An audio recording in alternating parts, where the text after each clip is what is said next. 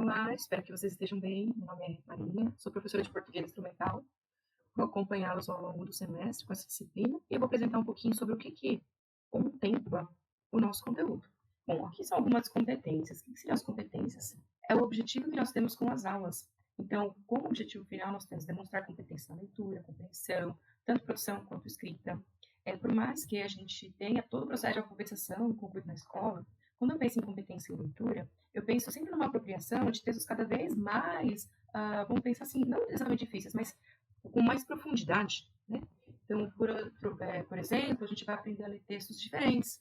Quando eu faço a leitura de uma resenha, não é simplesmente pegar um texto, fazer a leitura, mas é entender o propósito desse texto, como ele é organizado, como ele é dividido. E sim, alguns textos têm maior complexidade. Então, nós vamos pensar na questão de aumentar a nossa proficiência em leitura. Por quê? Muitos professores também deram textos diferentes, diversos, e é muito importante que a gente consiga ler e compreender, porque existe muito aquela questão de eu leio, mas eu não entendo o que eu leio. Então, parte da disciplina também é para a gente desenvolver essa proficiência na leitura. E também, gente, a capacidade de comunicação. Nos fazer entender, isso é muito importante. É realmente eu estar no ambiente em que eu preciso explicar alguma coisa e que a outra pessoa compreenda. E essa explicação, essa comunicação, ela é muito importante tanto no caráter da escrita quanto no caráter da fala. Há algumas pessoas que elas têm um dom de falar e todos entenderem. Algumas se perdem, mas é importante pensar o seguinte: é técnica, é treino, a gente precisa realmente trabalhar nessa questão da comunicação, tá bom? E aqui nós temos um pouco do conteúdo programático, isso aqui depois eu vou deixar postado para vocês, na sequência bonitinha, tá bom? Para hoje, a gente vai falar sobre linguagem, língua, gramática, são as palavras iniciais, uma abertura ao todo o nosso conteúdo, que é bastante importante. E eu começo já pensando sobre as esferas discursivas. Hoje, tudo que a gente vai fazer envolve a questão da escrita, da linguagem, da comunicação, enfim. As redes sociais, o nosso trabalho, os nossos estudos. Então, vamos pensar que o mundo dos textos, né, essa esfera de comunicação no todo, ela é organizada como se fossem esferas discursivas. Cada esfera é um ambiente, um conjunto, onde eu tenho textos comuns que eu vou organizá-los. Vamos dar um exemplo, quando eu penso na esfera discursiva, jornal, nesse campo midiático, por exemplo. Quais textos comuns vão circular dentro dessa esfera? Então, nesse campo, eu tenho notícia, eu tenho entrevista, eu tenho reportagem, então são textos comuns que vão caminhar ali naquele contexto. Algumas esferas discursivas são bem presentes em determinadas áreas profissionais, na área do direito a textos determinados, na área da enfermagem. Eu tenho também no campo empresarial alguns textos bastante comuns que circulam ali e que as pessoas que trabalham nisso elas precisam ter uma certa proficiência na produção, na leitura daqueles textos, na escrita também, né? Então, as esferas discursivas são isso, esse conjunto desses textos que estão ali dentro de um objetivo comum ou um contexto de circulação comum. O contexto de circulação é o lugar onde esses textos estão localizados. Por exemplo, se é no jornal, se é dentro do ambiente escolar, se é dentro do ambiente acadêmico, tá bom? E para a gente pensar agora nesses textos, eu faço uma dinâmica sempre nas aulas, e pensando que o texto, ele depende de um contexto. O contexto é a ideia de tempo e espaço, né? Onde estou. Quando a gente pega uma frase solta de um discurso, uma pessoa discursou por 15 minutos, eu retiro uma frase solta, eu posso comprometer toda a fala dessa pessoa se eu estiver mal intencionado e quiser, né? De repente ela fez uma frase e depois ela explicou o que ela quis dizer, seja uma frase usada num tom irônico, num tom, não sabemos a intenção discursiva, mas é uma frase fora de contexto, ela muda totalmente. Isso é muito comum, por exemplo, em fake news, você tirar uma frase de contexto e criar toda uma situação em prol da depreciação mesmo do eu discursivo que falou aquilo naquele momento. E aqui um exemplo sobre isso é pensarmos nessa placa, né? O que ela representa. E é muito interessante porque essa placa ela pode representar coisas diferentes. Então, se eu coloco essa placa na porta de um supermercado de uma cidade litorânea, por exemplo, significa que dentro daquele supermercado eu não posso entrar usando traje de banho. Eu preciso me vestir. Por outro lado, se eu colocar essa placa dentro na praia de nudismo, é o contrário, eu não posso entrar vestido traje de banho, né? Então, veja interessante, o contexto ele muda totalmente o texto. Então, é muito legal quando a gente pensa no universo discursivo, né? Cada texto dentro do seu contexto, tudo muito previamente organizado. Essa placa, por exemplo, ela não faz sentido aqui nesse slide solto. Agora, se eu tiro ela daqui e eu coloco na porta de um banheiro, começa a significar. Então, ela tem um significado, o texto ele vai ter significado, ele vai significar a partir do momento que eu coloco dentro de um contexto. dentro de um contexto, não só a ideia de tempo e espaço, mas para quem esse texto foi escrito, né? É um texto dirigido a quem, isso também é bastante importante, e isso muda muito o tom com que eu me expresso. Nesse universo discursivo, eu pensei em alguns itens para a gente começar a discussão, e sabermos separar, porque às vezes a gente trata a língua e linguagem como a mesma coisa, e não é. Então, a linguagem é um mecanismo de comunicação, como está aqui, mas a linguagem ela vai muito além. A linguagem ela está presente não somente na fala, mas ela é todo modo de comunicação. E isso pode atingir animais, os bebês eles querem comunicar, eles choram, eles fazem manha, o cachorro ele quer dizer para o dono daqui a pouco ele pode latir, chorar. Então, assim, a linguagem é a comunicação. E sem linguagem não sobrevivemos. Precisamos da linguagem realmente para o momento de sobrevivência. Alguns autores do discurso eles trazem realmente um ponto bem assim, a linguagem mantém o ser humano vivo, né? Já a língua não, a língua realmente é o instrumento que a gente usa, a língua portuguesa, a língua inglesa, o francês. Então, realmente é um instrumento de comunicação do povo, tá? O texto é uma manifestação construída, né, por elementos linguísticos que eu posso dizer que seja ou por meio da fala ou por meio da escrita, mas é essa construção. E o texto, além de ter essa construção por meio de fala e da escrita, palavras, vamos pensar, o texto pode ser construído por cores, por imagens, como o texto anterior da placa, do proibido, as placas de trânsito, o semáforo também se constrói como um texto. Por quê? Porque eu tenho uma representação, vermelho pare, o amarelo diminua, o verde prossiga, então isso também se constrói como um texto, tá bom? E é interessante você ter, às vezes, as cores, os desenhos do trânsito, por quê? Porque o cérebro da gente processa muito mais rápido isso, né? Você vai ler uma placa curva acentuada à direita, a pessoa míope, até a hora que ela fez a leitura, a curva já foi um problema. Então, as imagens também se constroem como um texto. O contexto, como eu já expliquei, essa ideia de tempo, espaço, quem diz, para quem diz, por que diz. É muito, muito legal estudar o contexto do texto. Inclusive, o meu mestrado foi, a grosso modo, foi sobre isso. Eu trabalhei com historiografia linguística. Quando a gente tira contexto do contexto dele, ele muda. Então, uma frase dita há 30 anos atrás, hoje não. Ela pode hoje ser bastante, de repente, preconceituosa. Ela pode ser desrespeitosa. Termos que eram utilizados há 50 anos sem que houvesse um tom de desrespeito, hoje podem ter esse tom de desrespeito. Então, dizer que a pessoa há 50 anos atrás ela era aquilo, não, naquele contexto não entendia desse jeito. Hoje entende.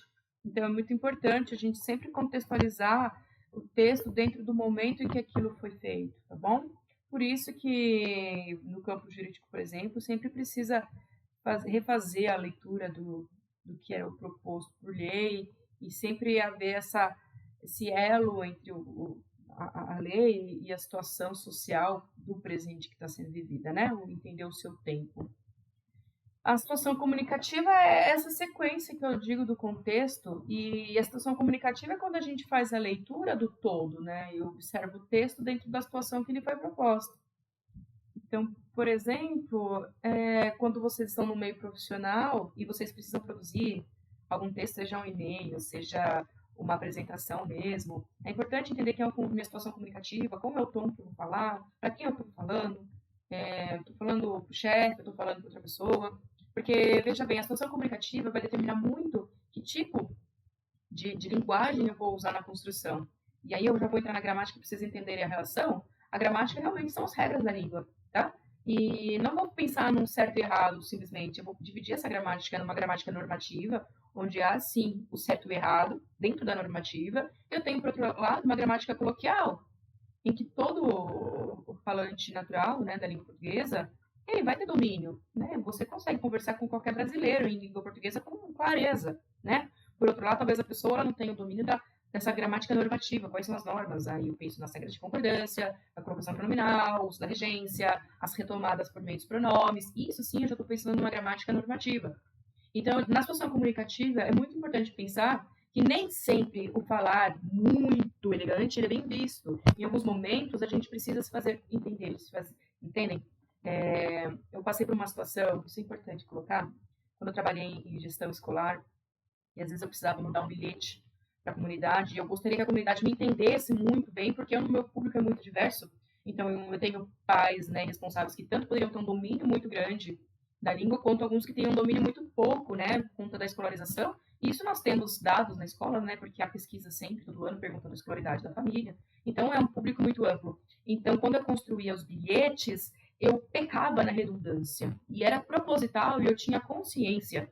Então, se chegasse ali algum professor de língua portuguesa e falasse, poxa, você poderia ter evitado a repetição desse termo, você poderia, e você não evitou. E eu não evitava propositalmente, porque eu gostaria que a mensagem ficasse muito clara. Então, entendam a situação comunicativa. Aquele mesmo bilhete, em outro contexto, eu teria evitado essa repetição. Mas naquele contexto, eu deixei acontecer propositalmente.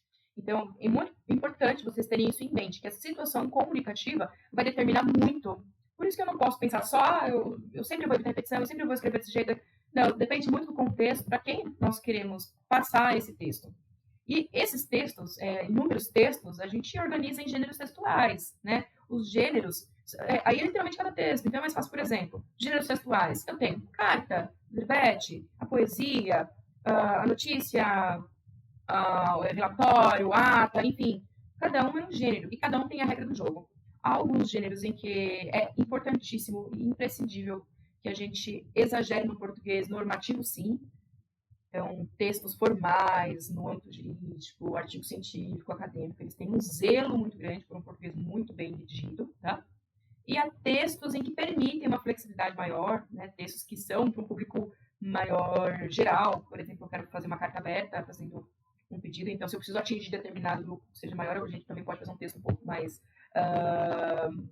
mais leve, vamos pensar assim, num tom uma gramática mais compreensível, né? Então depende do gênero. Se eu estou lendo uma narrativa, uma tirinha, um cartoon, eu posso inclusive fazer construções com falta de concordância, com erros de regência, porque eu estou representando pessoas. Então os gêneros textuais são isso, eles têm uma estrutura própria, um conteúdo próprio, aqui ó, características, eles têm uma função social, eles têm um suporte comum, que é onde a gente costuma encontrá-los, tem uma norma linguística, o contexto, a gente vai circular.